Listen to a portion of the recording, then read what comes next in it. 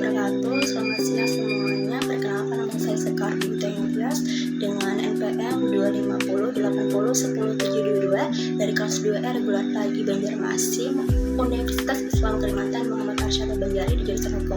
Pada video kali ini saya akan mempresentasikan artikel jurnal Hukum Administrasi Negara yang berjudul Anomali Positivisme dalam Praktik Tata Negara, Rekonstruksi Paradigma Diskresi Berbasis Keadilan Substantif dan OPB dengan dosen pengampu Bapak Dr. Rahmat Abriardi SHMH. Yang pertama itu ada pendahuluan. Di artikel ini saya ingin membahas tentang bagaimana dalam praktik pemerintahan saat ini banyak pejabat yang terlalu fokus mengikuti aturan yang tertulis di undang-undang.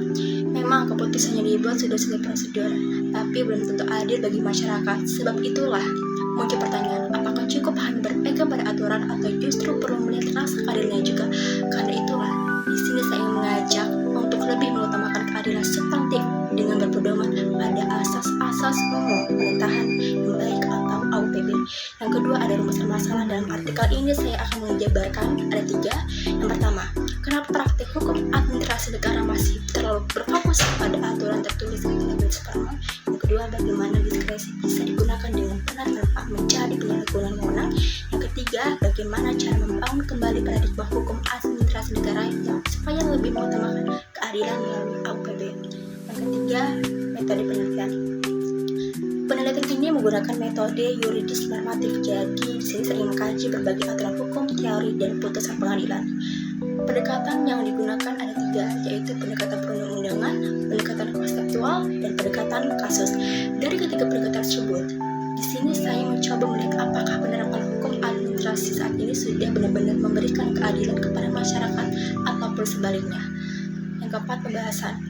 Dari hasil penelitian ini dijelaskan jika setiap pejabat pemerintah yang memang harus memiliki kewenangan yang jelas sebelum mengambil keputusan, tapi jangan sampai hanya terpaku pada aturan tertulisnya saja. Dalam kondisi tertentu, pejabat juga diberikan hak untuk menggunakan diskresi, yaitu mengambil keputusan ketika aturan belum mengatur secara jelas, namun penggunaan diskresi itu tetap harus dilakukan dengan cara tanggung jawab supaya tidak bisa digunakan. Selanjutnya ada OPB yang menjadi pedoman agar setiap kebijakan pemerintah tidak hanya sah secara hukum, tetapi juga adil, transparan, dan mengutamakan kepentingan masyarakat. Selain itu, peradilan tata usaha negara juga punya peran penting sebagai pengawas. Pengadilan bisa membatalkan keputusan pemerintah apabila dianggap melanggar aturan atau bertentangan dengan prinsip keadilan.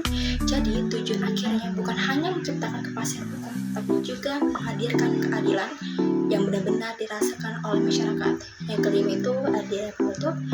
Sebagai penutup dapat disimpulkan bahwa hukum administrasi negara di Indonesia masih perlu banyak perbaikan, dan selama ini masih banyak keputusan yang hanya berorientasi pada aturan tertulis, padahal belum tentu memenuhi rasa keadilan.